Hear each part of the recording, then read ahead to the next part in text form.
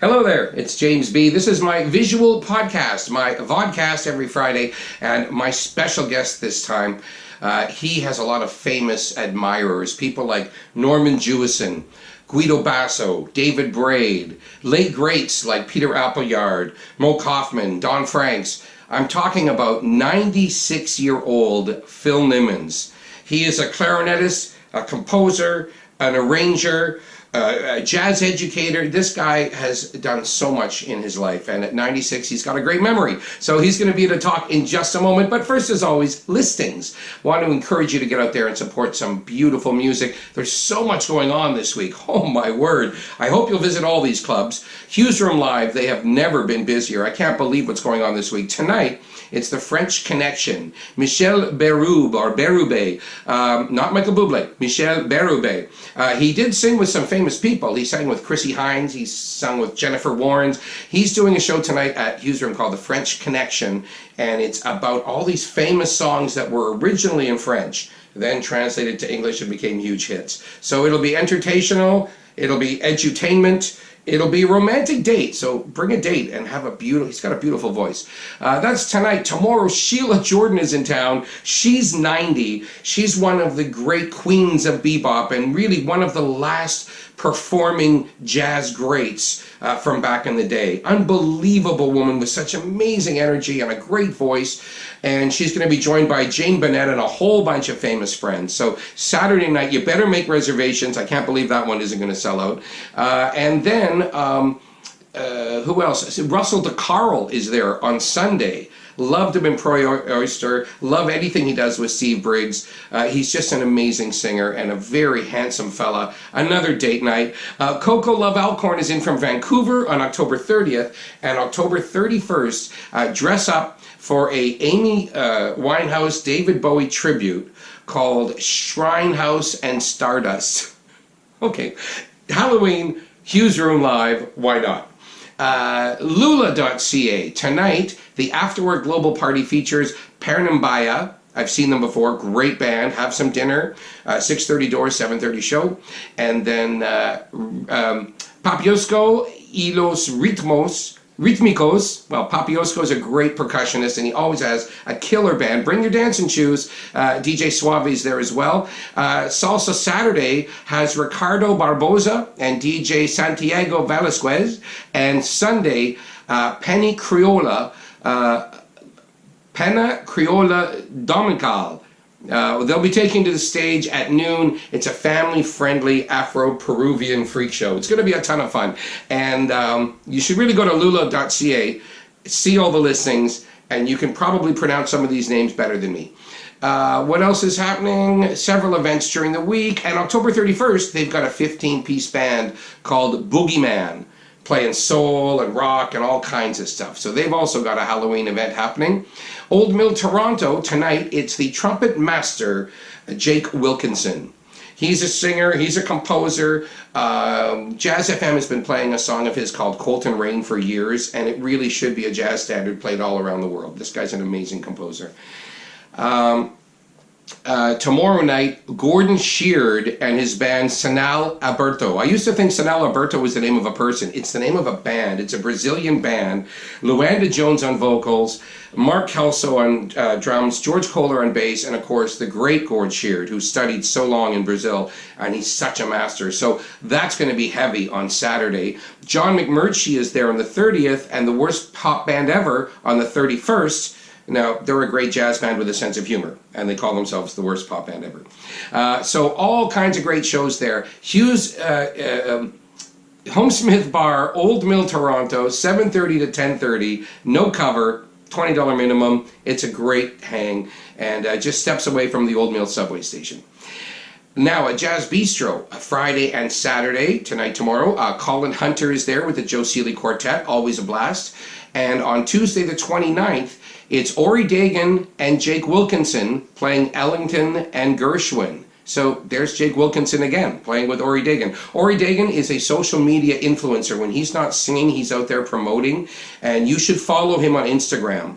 I can't help but have more and more respect for him. He used to do all of his posts about his own career, And now he's doing a little bit of his own career, of course, but he's also promoting everybody in town. So honestly, this podcast is a nice place to visit every Friday, but you should sign up for Ori Dagan on Instagram. The guy is so busy out on the town like a little freak. Wednesday, David Rebell hosts his jazz jam as always, and Thursday, William Karn Quintet. The great trombone player leads a band playing all the jazz standards. Thursday, jazzbistro.ca for all the listings. I should mention once again, when I mentioned Colin Hunter, he's performing at Palais Royal on November the 8th. There are still tickets available. You could try at the door, but get them in advance at Bemused. You can go to palaisroyal.ca and get all the information and get yourself some tickets. They're only $40, half price for students, and it's a big band with Colin Hunter, Alex Pangman and Combo Royale. I'm going to be there, and I just found out my good friend, he's having a birthday on the same day, and he's bringing all of his friends down to the party. If you saw the movie My American Cousin, way back in the day, I'm going to guess maybe 80s or 90s, but anyway, that handsome young man, John Wildman, is having a party, and he's going to be coming. So there's so many reasons to go to Palais Royal on November the 8th. Okay, a quick thank you to Barbarian Steakhouse, 7 Elm Street. It is so good in there.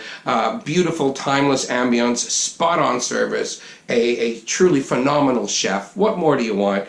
Say hi to Aaron Barbarian. He may be around. You may get a sighting. And if you do see him, tell him Jaymz B sends his regards. Barberfinancial.com. He's a friend of mine. He can help you. He could probably set you up to succeed and not mess up your accounting. Because if he can help me, he can help anybody. And finally, thank you to Patreon. Patreon is where you can go to donate to keep this thing going. It is a little bit of work. It's a lot of work for my producer, Jason. So we've got to make sure I pay him. So please support patreon.com. And now on to Phil Nimmons. Can't wait. All right. Phil Nimmons, it's starting. Hey.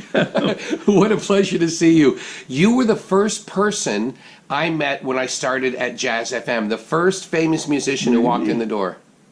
When when they moved downtown? That was when we were still on Mutual Street. On Mutual Street. I think it was 18 years ago. Is the first you walked in the door. Geez, I'm lucky if I remember my name.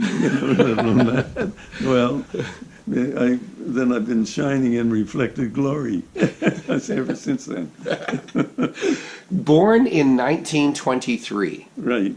Did you know when you were born, it was the same, 1 month after you were born, they put up the Hollywood sign in Hollywood. Oh, the big Hollywood sign to the Hollywood Bowl? Yeah. And when you were born, Ernest Hemingway had a beautiful big apartment, lavish apartment in Toronto for $85 a month. I kind of knew that because I was a friend of Morley Callahan's way back when, who was spent a lot of time pursuing Ernest Hemingway. I gather in Paris or someplace, you know. That's right. Now, Kamloops. Yes. Do you have any memories of being born in Kamloops? Oh, yeah. I mean, not the birth part. I mean the first years. Well, I lived there till we were 7 because we moved in 1930. Which is the stock market crashed and everything. My dad lost everything, and I remember him great resolve because we moved to Vancouver then, and I remember I was quite mischievous, and I think it was the breeding of my creativity. In Vancouver? No, when I was in Kamloops. Yeah. I used to get in all kinds of trouble with, I'd have a collection to give out when I'd go to Sunday school. I wouldn't hand it in. And the next day I would go to the candy store and buy candy. and my mother would find out about these things and give me heck, you know, and I had a favorite place to hide. We had a gooseberry patch out in the backyard, and I could run and hide underneath that, and nobody could catch me. But, even if they knew where you were, they couldn't get through the gooseberry plant to get you. I did all kinds of little things like that, and actually, the other thing I remember, not details, mind you, but my dad was a dentist by profession, but a violinist, and my mother played Scott Joplin rags on the piano. And so we had that in the family right from the beginning when I was born, you know. And what I was going to say now is that, oh God, this happens. I slips my mind. But I was going to go there. Your parents play music, so how did you come to the clarinet? Well, I'll get to that in a minute. Okay. I was going to tell you, I had my first piano lessons were with some nuns in Kamloops, who sent me home after the 3 lessons. They didn't want to have anything to do with me because I was so mischievous. I don't know any of the details. All I know is that I was sent home, and I had my sister Arlene and Jane, my other older sister, who are no longer with us. But we all moved to Vancouver, and you asked about the clarinet. According to my older sister, before she passed away, she said, "Phil, you heard Benny Goodman on the radio, and that's what you wanted to do." Wow. And that's how that all happened. You know, it's just because that's one thing that I'm so much aware of nowadays compared to how we grew up in a sense. And I have a lot of my contemporaries that I spoke to, like the late Rob McConnell and Ed Bickert. We all grew up with music in our family, and we listened to it all the time, either on the radio or we bought recordings, so that our ears were hearing all of that, and we were using our ears to start. And there was, anyhow, my point I'm trying to get at is that that kind of feeling that I have. I've kind of evolved that thought about teaching and emphasizing hearing, and it's been part of my teaching process to this day. Right. Now, the nuns you were talking about, I just had a vision of what might have happened. I don't know if you'll remember. I think maybe they were trying to get you to play a quiet little hymn, and you kept turning it into ragtime. That's what might have happened. In Kamloops, you may have had a jazz ear as a child listening to your mother play. Well, I don't know. My dad was a very kind of severe type, you know, and resolved and et cetera, which I admired greatly. And my mother was a character. She had a tremendous sense of humor. And I think she blessed me with that element. Both of them blessed me, needless to say. Those were great days, and especially when we got down to Vancouver. And I can't remember the details, but I would consider to be eventually the hotshot clarinet player in Vancouver.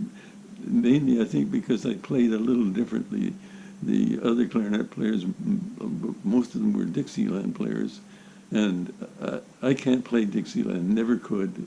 I dig it, mind you, but I could never play it. Right. And so I wound up, and I can't remember how that occurred, but I wound up playing in the Ray Norris Quintet on a radio broadcast. Right, they were famous back then, and you were at UBC at the time, right? I'd be about 14 or 15 years old. Wow. It's mind-boggling when you stop and think about it, you know, and it was just, those were just such great times compared. Was Ray Norris mostly, was it swing music? We were kind of modeled after, I think, the Nat King Cole Trio and John Kirby, and there were some other small groups. Irving Fazolo, a clarinet player who played with Duke, not with Duke, maybe he did, I can't remember, Barney Bigard, but we were with there were small combos, like most of them trios, like the Benny Goodman Trio or the Artie Shaw Gramercy Five. Right. So those were part of it, and we lifted a lot of Nat Cole arrangements, and there was a singer in Vancouver, Barney Potts was his name, and he was a comedian as well, but he sang all Nat Cole, and we were getting this wonderful background at the time, you know, because Nat Cole was really provided us guys that came along later with a great base to start from, you know. Right, And he, people of course, knew the he- music. One of his greatest fans was O.P. or Oscar, you know. That, Didn't you start a school with Oscar, the advanced school for contemporary music, Yeah. and Ray Brown? well, that was much later. Yeah, that was, what was that, 60s? 1960s, yeah. We'll go back a bit. Juilliard School in New York City. Yes. So you followed in the footsteps of Raymond Scott and John Williams and Bernard Herrmann all went there? At the same time? No, they went- Raymond Scott before you, John Williams just after you. You're Yeah. right in Well, between there. other people were there. Miles was there at the time, but I never met him then. I did briefly later on through Oscar, but and Phil Woods was there as well, and we never met him at the time. But that was I was going to be a doctor and went through UBC for 4 years before I wound up going to Juilliard. So you're playing with when you're in Vancouver, you're playing with Ray Norris and these cool combos. And is that when you decided you're at UBC studying to be a doctor, and then you say, I've got to study Well, music? I would like to have been a doctor. That was I really had it was a vibrant part of my pursuit of life at the time. Mm-hmm. I also another wonderful thing that happened when I was in Vancouver. I played in the CBC Vancouver Chamber Orchestra, and I sat beside the first clarinet player from the Vancouver Symphony Orchestra. So I got clarinet lessons by osmosis, you know, because I was totally self-taught. Only clarinet lessons I had were from a tugboat captain who owed my dad money for dental work. My dad said, "Give my kid a couple of lessons." And That is amazing. I never studied clarinet till I went to New York. So you learned by ear. You also Everything. learned classical by ear, because your music's Everything. always had a blend of. I feel so blessed with all the things that have happened to me because I had the classical music was introduced right at the same time. There were two friends that befriended me too. Lawrence Wilson, who was a trumpet player, played kind of mainstream trumpet, but a composer as well. And Jack Avison, or John Avison, who was the conductor of the CBC Vancouver Chamber Orchestra. And they befriended me, so often after the CBC was just the greatest in those days, and that's where we all worked in a sense. But after we would finish a broadcast, if John and Lawrence were on the show, we would go. They'd take me back to their place for drinks and listening to classical music, which I would probably never been exposed to. And with them talking about it and everything, again, I just grew along listening. So again, as I mentioned It is earlier, your ear, right? I'm hearing all of this at that time, you know. It was, and I never thought about it until later on, which about 70 years or 80 years later on, that I thought that a lot of groundwork was taking place there without me really knowing it, you know. I love hindsight as you're older, like at 96 and your brain is firing on all cylinders right now. You remember these things, but you can also put it into context, which of course you couldn't at the time, right? You would never see the big picture. Oh, heck no. Right. I was just having, I guess in retrospect, a great time playing in the Ray Norris Quintet. And I had to buy a saxophone because another way you made money in those days was playing in a dance band. And they had what they called casuals, which would happen on the weekend. And you'd have an orchestra with maybe 4 saxophones, a band, I should say, and maybe 4 brass and 3 violins even maybe. And you would play dances, so had to buy a saxophone. And I never turned out to be any saxophone player. I didn't relate to it at all, but I wound up doing things there with the CBC Vancouver Chamber Orchestra on saxophone for Henry Brandt, who was an avant-garde composer out of Montreal. And hearing that stuff was totally new, too. Avant-garde, and what year would this be? 50s? Yeah, 60s? this would be, before the 50s, yeah. Wow, amazing. Yeah, like he was into some new things. He was looking, searching everywhere else. But a point I'm bringing up in that regard is that all the learning was taken as a result of what I was living doing, you know. I wasn't even actually thinking about studying until, because I was always in the back of my mind, I was going to go through medicine, and it was the forefront, but, oh God, how do you, I guess, I'm trying to think, we also did a lot of jammings. We'd go to jam sessions that were held in houses and places. You know. In Vancouver or New York? No, in Vancouver. I haven't left Vancouver yet, you know. Right. There was all kinds of them in a sense, you know. So how did the Juilliard come up? Did you apply? Did you get a scholarship? What happened was that we had conductors that came from to teach. As I mentioned, Henry Brandt came by, and also Fred Prosnitz was a conductor from New York, who came out and conducted the CBC Vancouver Chamber Orchestra. And by this time I'm writing dramatic shows for radio plays out there. I'm also writing music for stage shows, like to have a band of maybe 16 pieces for acts to do. So you're writing sheet music? And no, I'm writing the music, the arrangements for singers to dance routines. But did you also pick that up on your own? Yeah.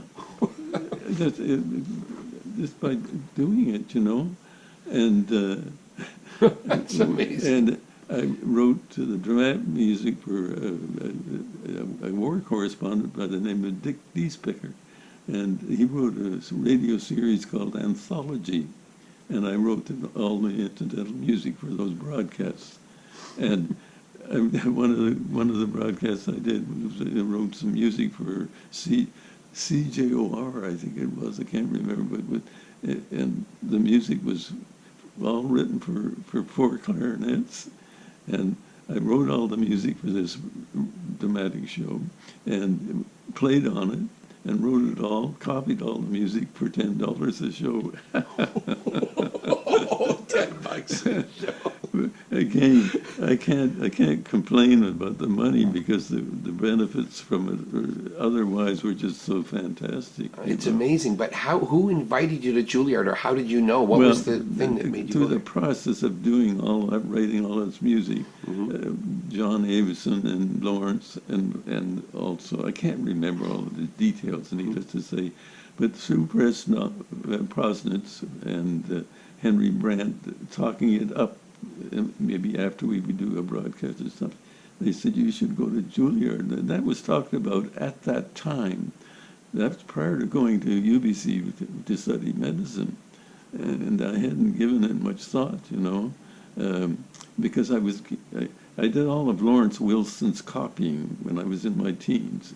And Lawrence, we did radio broadcasts, and I would copy all his parts. I'd stay up night and day with him, and his wife would bring us meals. And Lawrence put everything on the score. It really looked like a classical score, because the classical composers put all the markings on the scores, no shortcuts. So it was brought up that way by copying. So I learned everything from Lawrence Wilson that way, you know. So I would just mention that because it became a part of my teaching process as well. But again, so they knew what I was doing and had been doing, all of these people, and they talked it up to me about going, you know. And I said, and I used to play in the Palomar Supper Club in the dance band by Sandy DeSantis. And Sandy used to get me to play Body and Soul, you know. And after I finished, he said, "It's nice, kid, but stick to medicine." And, little did he know you'd be wearing an Order of Canada pin decades later.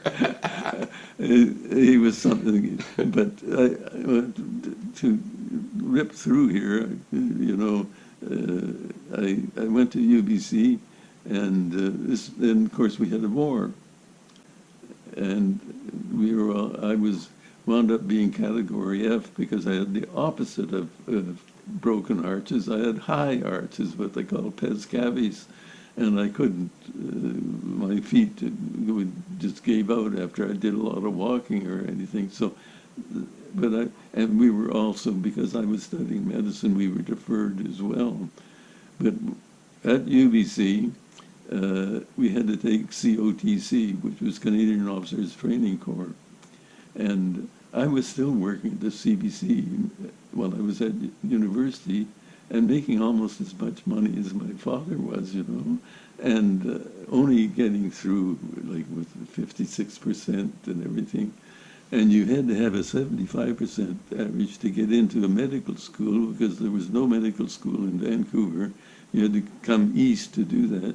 And I had nowhere near 75%. In my third year, I made a decision, yes, okay, I'll get mine up to 75%. And so I did that. And meanwhile, we had to take the COTC training course, and being typical university students, we would mouth off at our instructors, who were regular army guys, staff sergeants, and they didn't put up with any of that malarkey. They get, when anybody wisecracked or something, forced route march with the full pack, Well, in my third year, I got my average up to 75% at Christmas time. And then final exams for my third year, before the exams were to start, we were taking the COTC, which we had to take 6 hours a week, and somebody mouthed off, and we had a big route march. And when I came back, I could hardly walk on this left foot, and I was in the hospital, St. Paul's Hospital, for a week when they put hot fomentations on it every hour, 24 hours. And after that, of the week, this little blister came out the size of a white shirt button, and I had broken the synovial membrane which is around all our bones, and it became infected, and so I missed all my exams. My third year, okay. So I got passes on some failed, etc., and I agreed to a certain extent that I would go to summer school, which I did, and kind of picked it up. But I still had to do a lot of repeats. And I was so upset with it. I said, the heck with this. And I said to my father, I'm going into music. And he said, you what? Every time I talk about this, I can hear his voice. Because he was paid for all us kids to go to university, which that was the thing to do in those days, And so I was just so adamant. I gather he accepted that in a sense, but he said, you're going to finish. You're a university student. So I finished, and I got a BA in pre-med. And then unbeknownst to me, all my colleagues at the peers that I played with down at the CBC took my music and showed it to Fred Prosnitz and other guys, and they had been talking about that I should go to Juilliard to study. And so I had, eventually they were on my case about it, and then they showed all this stuff, they showed it to the conductors that came into town to conduct the Vancouver Symphony Orchestra, and one of the conductors said, by all means, I'll write a letter on his behalf. And it was Leonard Bernstein. Wow. Whom I never met. I never met him. He just wrote a letter and said... He looked at your charts, he heard your reputation, and he wrote you a letter. Yeah. Wow. Which is amazing, And the fact that I never met him, And so you're there, and it's.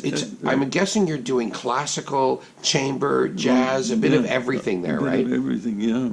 Did you go to any kind of sessions and sit in with people in New York? Like, were you kind of playing the... No. It was all didn't know academic. Anybody in New York.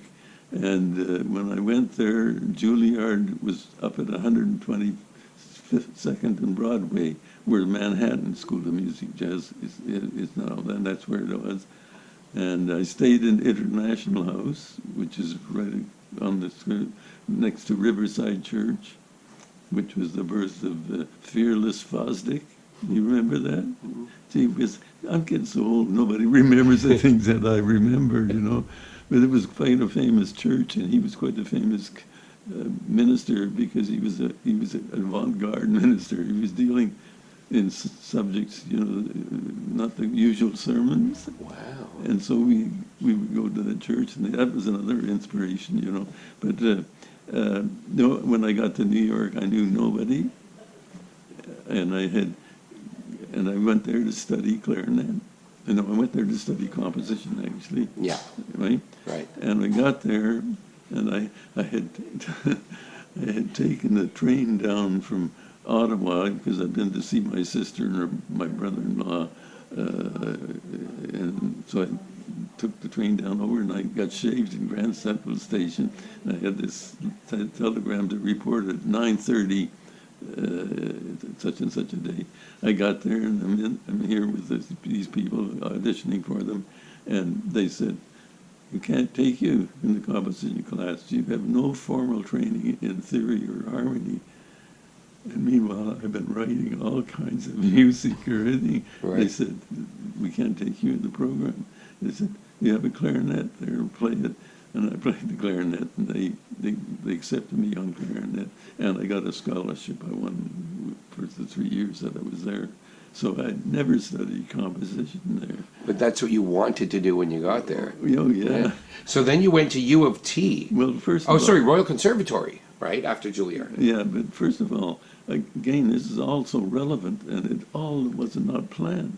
I wound up, for example, when I was still there at Juilliard, playing in every ensemble, like the symphony, the concert band, woodwind symphony, and the chamber music, the woodwind quintet, and everything. So I played more clarinet than I'd ever done in my life in a variety of styles. Mm-hmm. And also we had to sing. All the instrumentalists had to sing. So I was one of 40 basses, and we would sit out in the theater. The conductor would be on stage, and for the first 2 years we had a Boris Buketov was his name, and we gave a performance of Bach's B minor Mass, and I'm on a 40 basses singing this. I never had sung in my life before, and it was such a traumatic experience. I was just so knocked out singing this, you know, and it was just a profound experience, and it never left me. And then the last year that we had Robert Shaw, who was the conductor, choral conductor for all the musicals on Broadway. Not the guy who killed Jaws. That's a different Robert Shaw. That's an actor. So, yeah. And again, I mention that because he brought a different perspective to us as a bunch of it. These are all instrumentalists singing. We're not choir people, you know. So that was again just a wonderful thing that happened. And then I managed to get through everything, and I had lady trouble, and we broke up in my third year there, just before the finals. Mm-hmm. So I left. So I have no degree from Juilliard. Oh, you had your heart broken and you just went up to Toronto. I didn't think too much about it at the time. I was smitten because my relationship had gone down the tube, you know. Yeah. But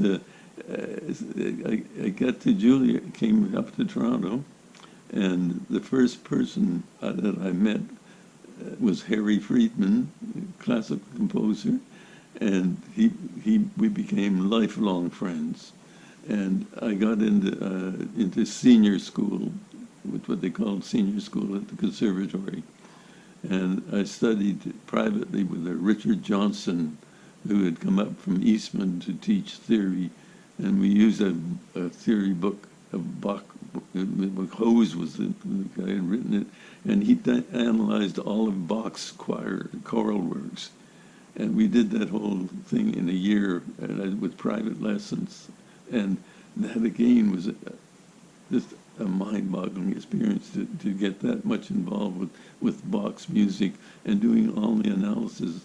and Richard Johnson, Dick I used to call him, he was a great person because I would do one in the style and maybe one or two in out of the style, and he didn't make a scene about it, you know.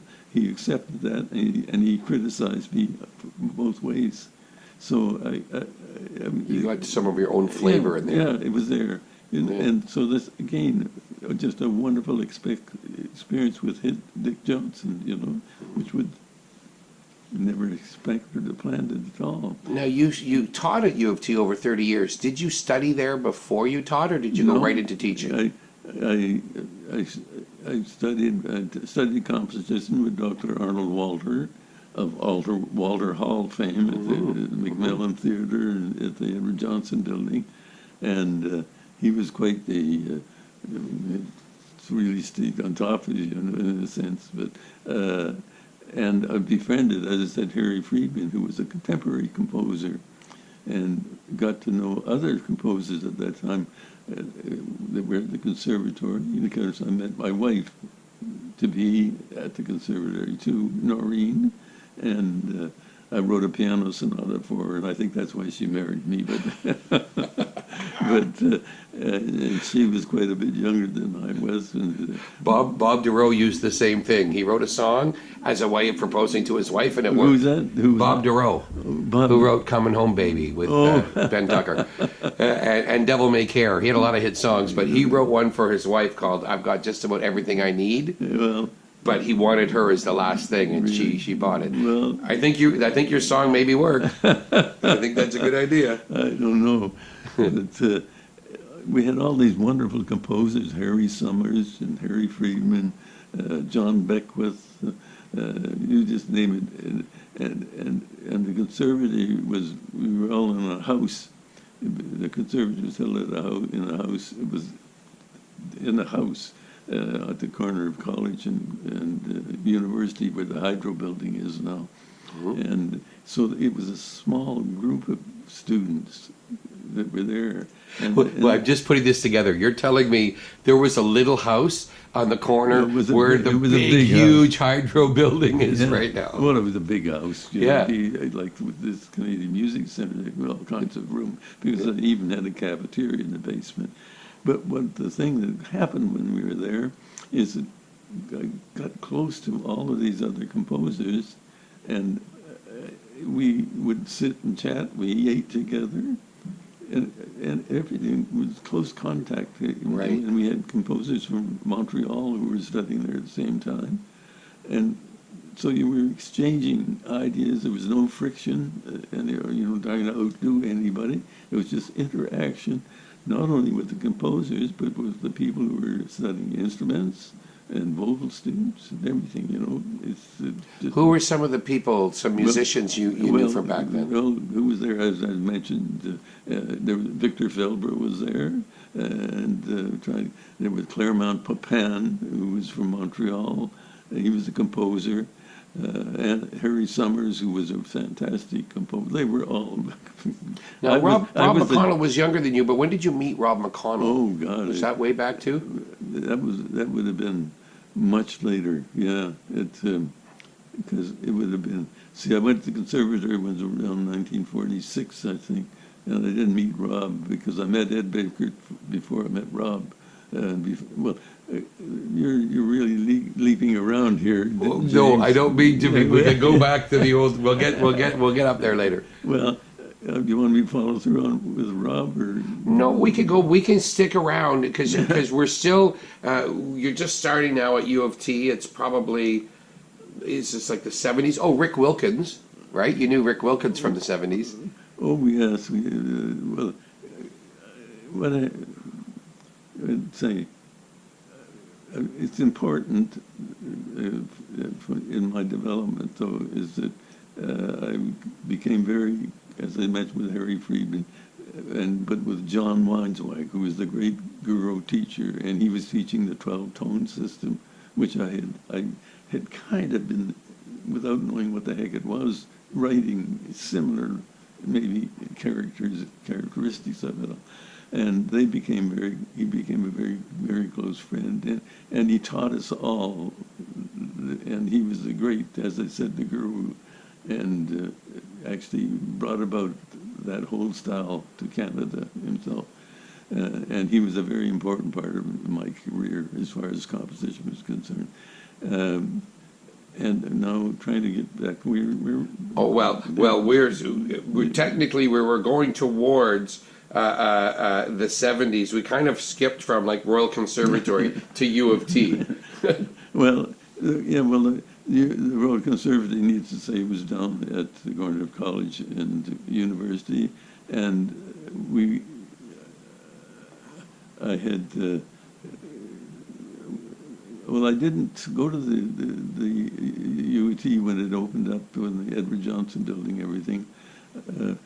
By this time, I had, how I wound up being at the university, there's a number of things that happened. The first was my younger sister and her husband, Joseph Bach. They had the Bach duo. He played violin, and my younger sister played piano. And they started a summer workshop at the University of New Brunswick called Chamber Music and All That Jazz. And Arnie my sister, brought me down to look after the jazz program. So I brought my group down, and we taught at that time. So my first teaching sort of thing was kind of that. And then we were doing all our radio broadcasts. By this time, I'm doing broadcasts for the CBC. Right. I was going to say, this is actually when I first heard of you, was the 60s at CBC, but 50s, 60s, right? We started in the 50s when we did it.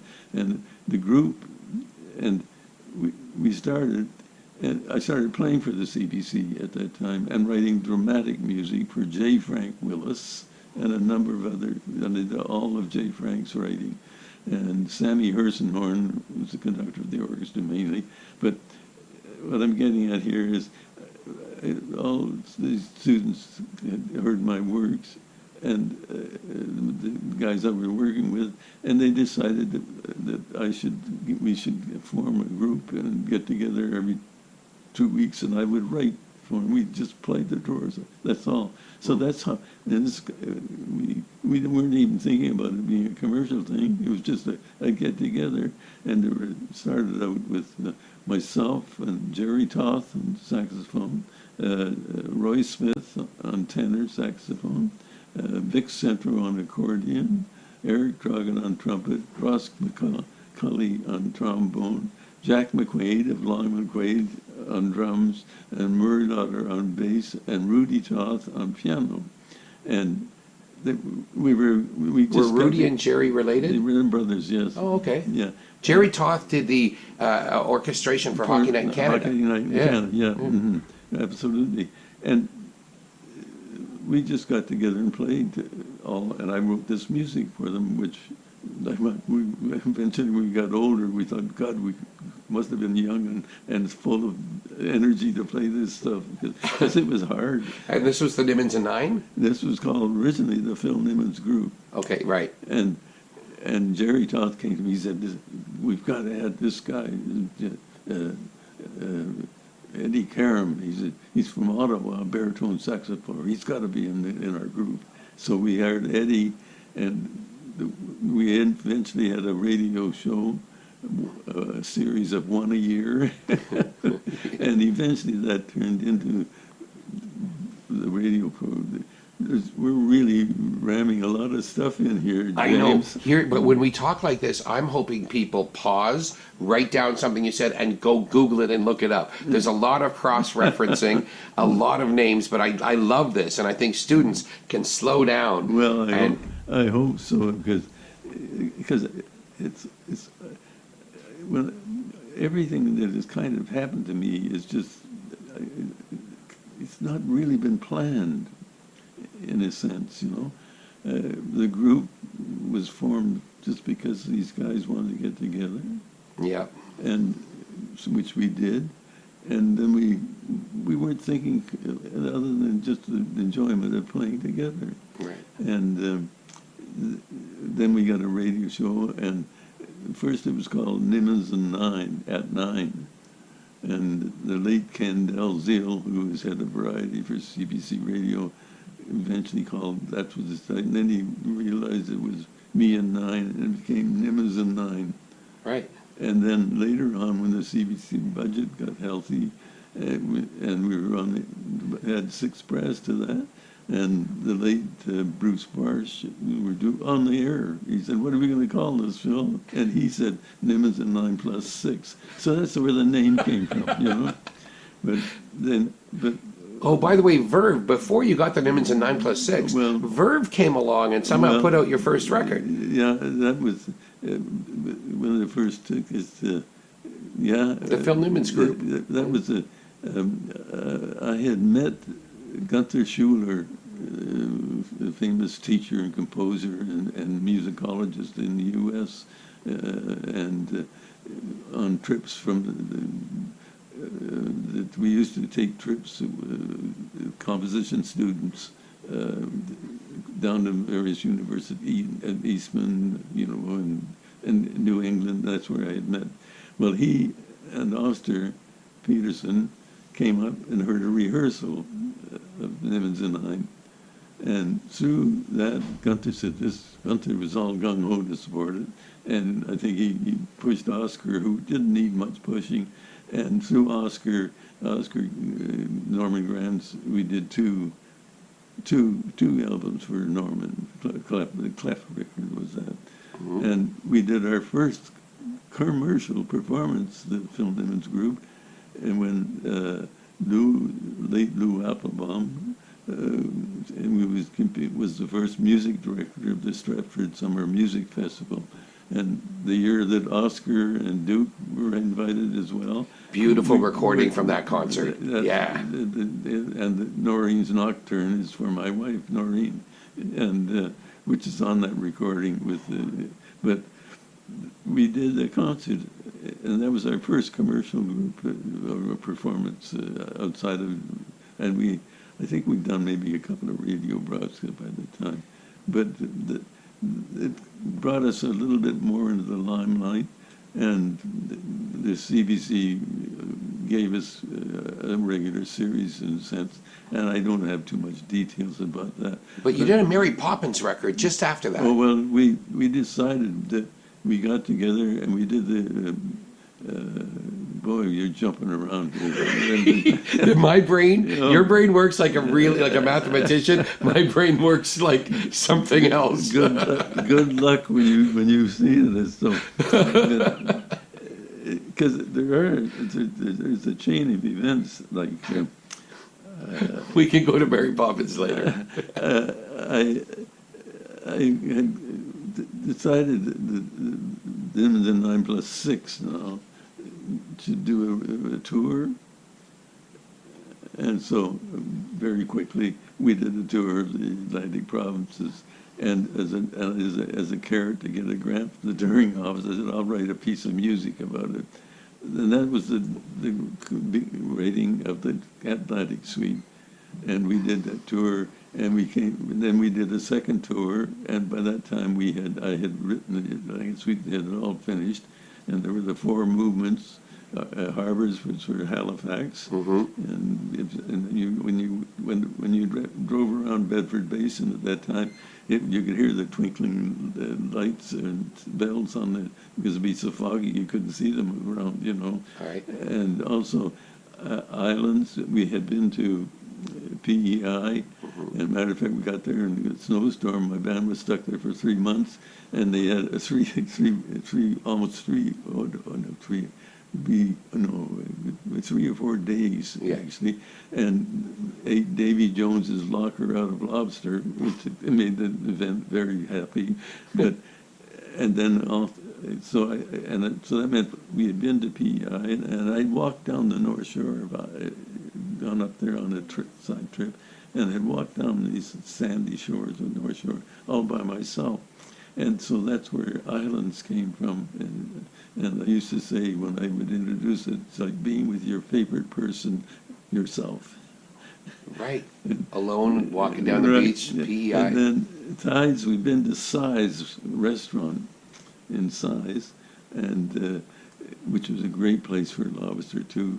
And it was in, what did I say? Was it a PEI or Nova Scotia? No, this is it's getting awful. I can't remember names. But you say the restaurant was called Sides? It called Sides. Serving up the lobster? Yeah, but it was on the mainland. I can't remember. Isn't that awful? I'm sorry. Yeah. But what I mean, this restaurant was right on the head of the Bay of Fundy, and when the tide would go out, all these mud flats would kind of come up. You'd see them, and as the sun was setting, they would change different colors, which is just kind of mind-boggling, So that became Tides, and so it was about New Brunswick. And then we did, when we played in Newfoundland, and flying back from Newfoundland, the En Route magazine was called Horizons. And we've been to Cape Spear. It was the first time I'd ever been there. Have you been there? Oh, I was there a week ago. Unbelievably beautiful. Oh, God. It's moving. To stand there, this is what we watched a wave come at us. And by the time it got to us, it was about 20 feet high, And, It's a wave coming from Portugal. Well, anyway, and it just struck me, that I've got, it would be a rock chart, but it became the source for Horizons. Right, so that's how you got the 4 parts. We've been to Cape Spear, Yeah. And so I had written this, and so on the second tour, by that time, we had recorded the Atlantic Suite. And we all did that. The band was Nimmons and I plus 6 now. And we all... Had you moved to RCA by then, or were you still at Nobody Verve? got paid, in a sense. And we went to RCA Victor, and went to John Norris and Bill Smith. Right. And they put it out. Jazz Heroes, yeah. At the Atlantic Suite. And you picked up the first ever Juno for the jazz category. That was yours for that record. In 1974, Yeah. And RCA Victor picked up Take 10, and then, which was a successful album for Phil Nimmons, the Phil Nimmons group.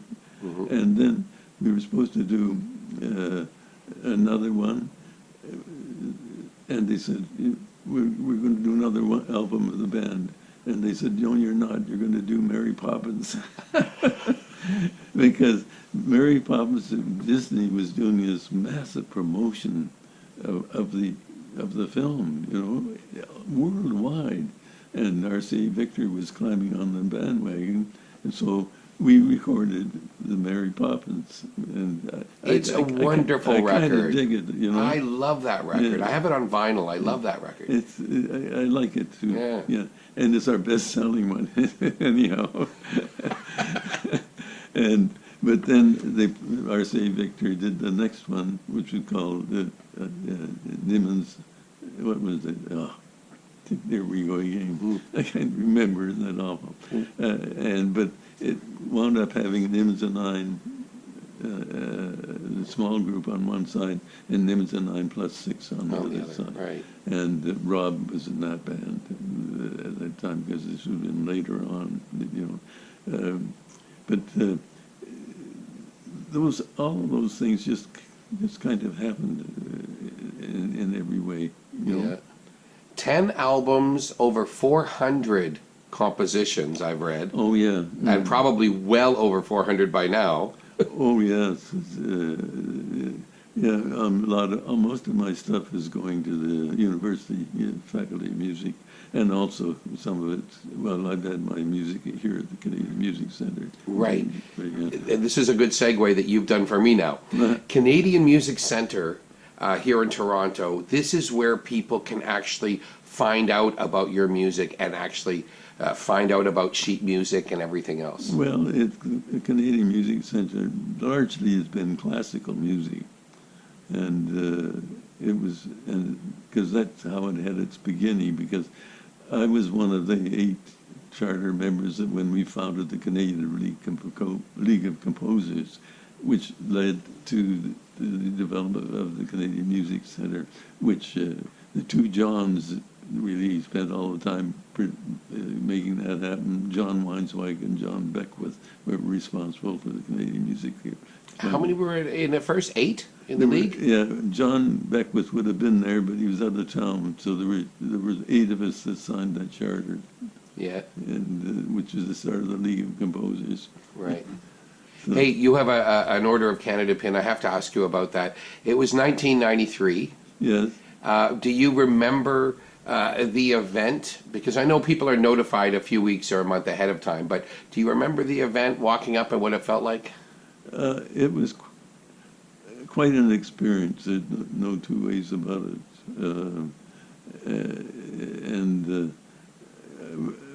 And there's a story to tell about that. Raymond Nittition was the Governor General, and he presented it to me. And I had been doing adjudications for the Canadian Music Festival, which later became Music Fest. And Raymond was from Saskatoon, and I had adjudicated his son. And I hope he got good marks. Yeah, and later on, when I met him, spent some time kind of with him, because I got to know him a little bit, and I just thought he's such a wonderful person. I'd never met anybody kind of like that.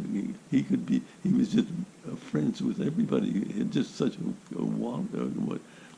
ability to talk to people in a very positive and warm fashion. And I really dug him. And I said, Raymond, I really like you, but it's too bad you're a conservative. Right. But, of course, then he eventually passed away from cancer.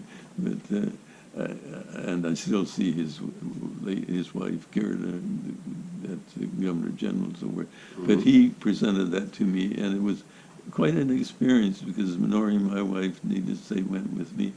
And so I'm trying to, I can't remember whether Paul Reed, Trish, whether they went on that trip or not. But I'm not sure if you saw any of these guys, but Peter Monk, same year, Izzy Sharp, Thompson Highway. So a lot of amazing Canadians that same year. Well, I was in kind of admiration struck. Of course, the musician. Most of these people were billionaire philanthropists and all this, but you were the musician in the group. Profoundly moved when we sat in Rideau Hall and looked at history, in a sense, you know. Yeah. And it was just. It was a very impressive ceremony, and I felt quite humble. You know. I want to ask you a bit about your soundtrack, starting with Someone Who Loves You So Much, and every time I see him, he asks about you. You probably know who I mean, Norman Jewison. Oh, well, we're very close friends, you know, and I owe Norman an awful lot. He introduced me to other areas musically, because Nimmons and Nine did the Bears Beat. It was the house band on the Bears Beat, which was... That was a cool 50s show. It was kind of like comedy and music. Yeah, it was like... and it was a Globe and Mail guy who was... Alex Bears. Yeah, Alex Bears. I've never heard of a newspaper guy hosting a show like that. Yeah, well, it was his... It was called the Bears Beat, and we had dancers and singers and comedians. Captain Jack Duffy, who looked like Sinatra back then. Right. You know, well, I had met Jack too. You know, but for Norman, he liked jazz, and we were kindred spirits. That's about all I can say. And we're still. And you still are, right? You still are kindred spirits after all this time. Oh yeah, we still see one another when we get a chance to see one another and kind of reminisce. I saw you a few years ago with Peter Appleyard. Oh, God. You and Norman Jewison going to see Peter Appleyard in concert. Really? Yeah. Where was this at? This was in downtown Toronto, in a place that's not there anymore, on Richmond. But I remember the two of you sitting in there, and Peter Appleyard was doing his thing, playing the vibraphone, the piano, and the drums, running around the stage. Jeez, you're remembering more than I am. Of course, you're not 96. No, I'm not even 69 yet. But let me ask you a few more. If you have memories of Mo Kaufman. Oh, and Did you go see him much, or? oh yeah, Mo played in Nimmons in 9+6 at times. You know, I mean, gee, I had everybody. Rick Wilkins played in Nimmons in 9+6. And you taught him, and he went on to be a very influential he arranger came himself. And taught, he and Jerry Toth took lessons from me. Yeah. And that was because of this McCoe's book, and I taught Bach actually in a sense, and I could tie it in with the jazz style, you know, and what was important. And of course I know Rick always says that he had a good time with me, and of course I always admired his playing. And Roy Smith was another, just a great saxophone player, and of course we had lost him in a very tragic accident. Took his boat out with his children, twins, and drowned. They didn't find the boat again. You know, Wow. it was a sad scene. But that group grew into, as I said, I'm digressing here. No, you had a lot of great musicians coming in and out of that band, right? Went in and out of the band, yeah. One of the last times I saw you perform, this was probably just over a decade ago, you and David Braid. So David Braid was also a student of yours at some point? Yes.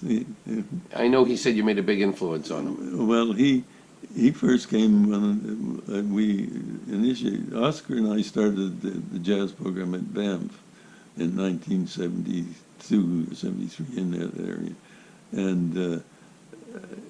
and Oscar stayed for just a year, and then the trio got busy, and I stayed was the program director for the next 8 years, I guess. So Ben Wise, who owned Camp Manitou Island, what was it called? Jesus, terrible. But Manitoulin Island, yeah. What was it called, man? What the camp was called, because they had a, yeah. God, that's terrible, you know. Maybe should Your do it. memory is so amazing. You only missed 2 or 3 things in half an hour. Maybe I shouldn't be doing interviews anymore. I can't No, remember this is amazing. You have no idea. for any ideas. But Ben Wise wanted to start jazz teaching, and at his camp, and they had several programs, and through Guido Basso, Who was another person I was going to ask you who about. studied with me as well, Yeah. and is still a very close friend, and that's we started what I call the jazz camp there, and we ran it for a number of years. But David Braid came to that camp, and he studied piano with the late Gary Williamson at that camp, and later on, to make a long story short, he really became interested in music when he heard Mozart on the radio. He said it just motivated him so much, and just to really collapse his story. He was at the University of Toronto. He's there for 4 years, the jazz program, and he took my classes there. But I used to go down early and leave the house around 7 o'clock to beat the traffic to my office at the Everett Johnson building, and I would practice. And I think much to Noreen's like, because he didn't have to listen to it at home, you know. But and David, for almost the 4 years he was there, he'd come by every morning and say, "Let's play," and we never played. And he phoned me up a number of years ago, and he said, "I did this engagement with Mike Murley, this church in Dundas. It plays this kind of money. You have to play with me." So I agreed, and we're driving over to the church, and David said, "What will we play?" I said, "Let's improvise." And he said, "Well, what songs?" I said, "Oh, let's improvise." And so we got to the church, and I fortuitously brought a mini disc with me and a pretty good microphone. And so we set it up, and the acoustics were great. We set it up, and Christina, his wife, was with us. And we went out and had a great Italian dinner. came back in, sat down, and first time we ever played together was that moment, and that's what's the first number on that CD. Right, that beautiful CD that the two of you put out together. Yeah, that's the first time we ever played together, and we started actually. It all just happened. I booked you for Convocation Hall at U of T, where you and Braid reenacted one tune, but it wasn't from that; it was improvised. Jazz FM. That's right. The Jazz FM Jazz Lives show.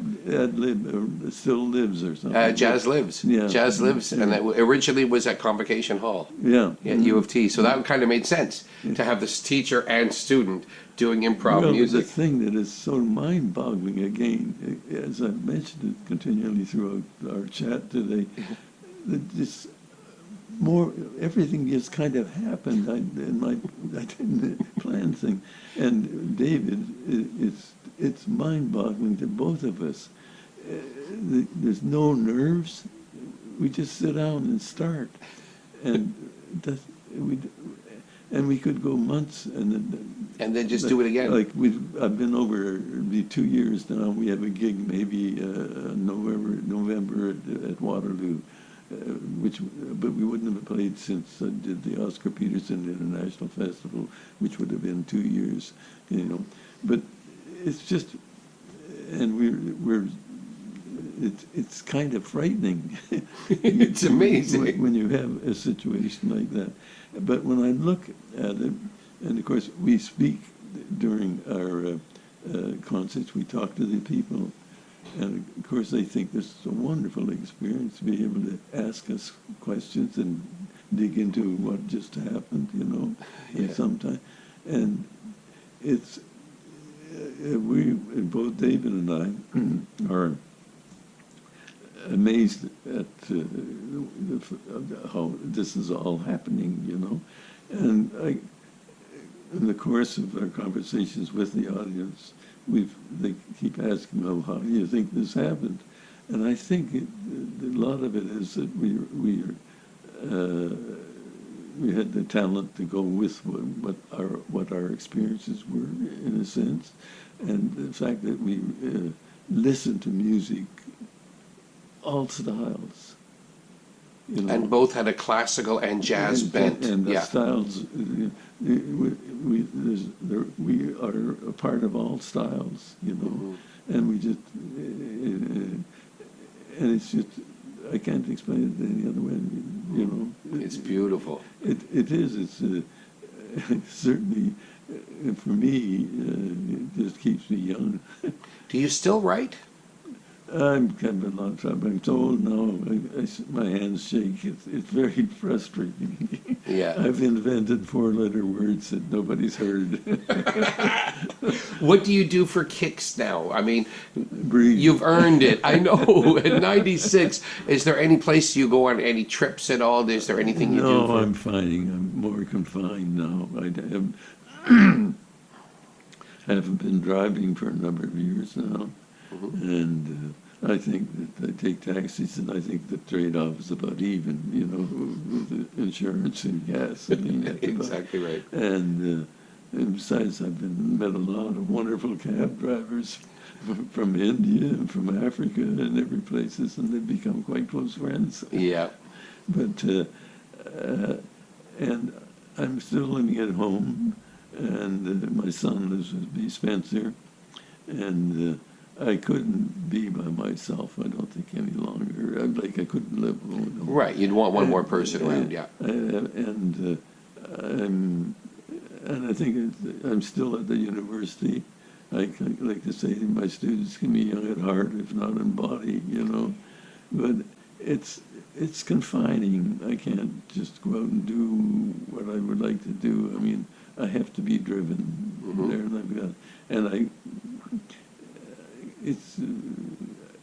I've been, up until recently, I haven't minded going to places by myself, but now I need a little sort of comfort, and while I'm out, But like you say, you've earned it. Well, those are frustrating things for me. And you asked me about writing. My hands shake, which my doctors, which is what they call the attention tremor, and give me something for it, and I don't like what it does to me up here, so Right. I don't take it, you know. But so Well, this is very frustrating. over 400 songs, you can have a little bit of a break now. I think that's fine. Listen, there is a movie coming to the Paradise Theater on November Oh, yeah. 11th. Yes. And I think you've heard about this. A Cool Sound from Hell. It's only been shown once at TIFF, but it's a movie from back in the 50s Oh, yeah. that you did the soundtrack for. Yes. Well, Do you have any memory of that? Oh yeah. I mean, we did 2 movies for Sid. Sure, he was a youngster and full of vim and vigor and new ideas and really. He seemed like a hip young guy he based was on his very films. hip Yeah. guy. And the first movie we did was a Dangerous Age, and that was about a young couple, boy and girl, and the struggles of getting married in their teens, so to speak. And I mentioned that because I wrote quite a bit of dramatic music for it. And then then Sid wanted to do the next one, which the first title he had at one point was The Young and the Beat, if I remember. But then it changed, it became The Cool Sound from Hell. And he used a number of recordings as background. I can't remember them all, and I also wrote for that one Steve's theme, because the young girl who was heavy in the movie, her name was Steve, and that's on an album that we did. And also Little Poppy is used for the chase scene, and that was from the album. I can remember being kind of in a tent, and I can't remember too much about it other than that. And this was shot, and we appear I think in the movie. In the band scene somewhere, yeah. And actually Roy Smith is playing Steve's theme, if my memory serves me right. Mm-hmm. And it again, when I look at the total picture, again is a contributing factor to whatever musical cauldron is going on inside That's right. me, you know, because I had done one movie before that for Paul Allman called Power by Proxy, which had been done for the CBC,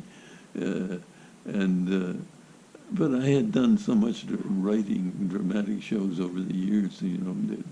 Yeah, and radio and film would be pretty much the same skill. Yeah, right? Yeah. and you know, the only thing you get a little upset is you write a cue and you think it's supposed to be this, and they got a bird singing over top of it, and you can't hear the cue, you know. Right, exactly. Phil Nimmons, is that not amazing? I can't believe it. Next week, Diane Roblin will be talking about a brand new record, her love of music, and let me tell you, early in the morning, I expect her to come in blazing. Maybe a cup of coffee. This woman has so much energy, she probably doesn't need coffee. Oh, that's my bell. Gotta go. See you next week.